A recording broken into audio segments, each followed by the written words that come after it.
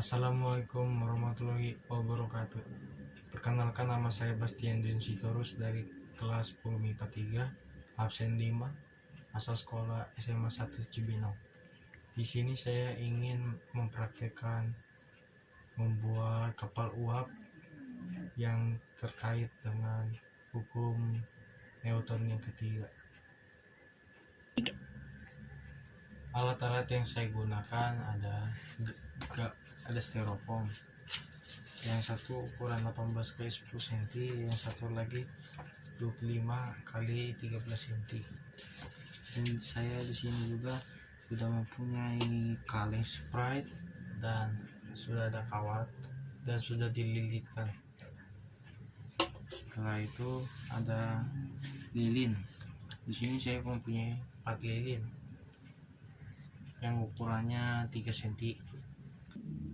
Dan di sini juga saya sudah punya ada ember dan sudah ada airnya.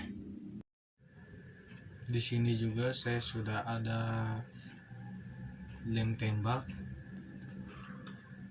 Setelah itu ada gunting, ada cutter, ada macis, ada paku, dan ada tang sebagai pengganti palu.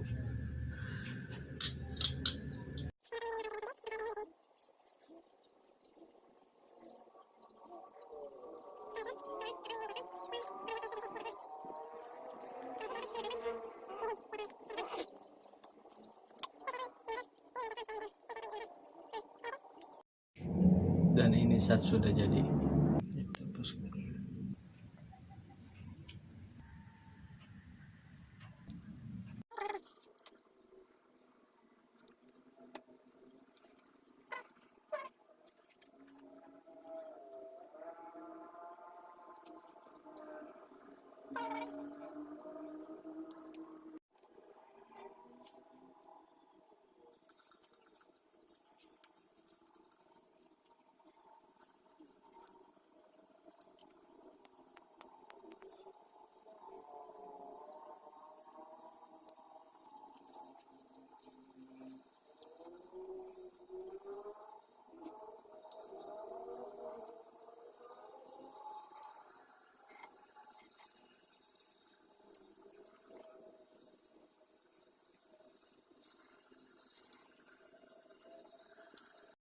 Kapal uap mulai digunakan setelah ditemukannya mesin uap di Inggris oleh James Watt, yang memunculkan revolusi industri yang juga merupakan revolusi bahan bakar, sebab pada masa itu mulai digunakan batu bara dengan skala yang lebih luas menggantikan kayu bakar. Pada pelayaran ditemukan oleh John Fitz pada tahun 1787 dengan melayari sungai Delaware, Amerika Serikat. Kemudian Robert Fulton pada tahun 1802. Awalnya karena kekurang percayaan pembuat kapal dan awak kapal uap masih menggunakan tiang tinggi dan dilengkapi dengan layar cadangan untuk mengantisipasi bila bahan bakar pada tungku uap habis. Model seperti itu dapat ditemukan pada kapal perang masa pre-dreadnought sebelum tahun 1906, sebagai contoh kapal perang tipe Asahi Jepang atau Borodino Rusia yang terlihat perang laut di Hiroshima tahun 1902. Pada percobaan kapal uap terdapat beberapa konsep fisika, yaitu hukum aksi-reaksi, tekanan uap, massa jenis, dan perpindahan kalor. Hukum Newton 3 bunyinya, untuk setiap aksi selalu ada reaksi yang sama besar dan berlawanan arah, atau gaya dari dua benda pada satu sama lain selalu sama besar dan berlawanan arah. Dirumuskan, gaya aksi sama dengan min gaya reaksi. Kenapa min? Karena saling berlawanan arah. Tekanan uap adalah suatu uap pada kesetimbangan dengan fase bukan uapnya. Massa jenis adalah pengukur massa setiap satuan volume benda. Semakin tinggi massa jenis suatu benda, maka semakin besar pula massa setiap volumenya.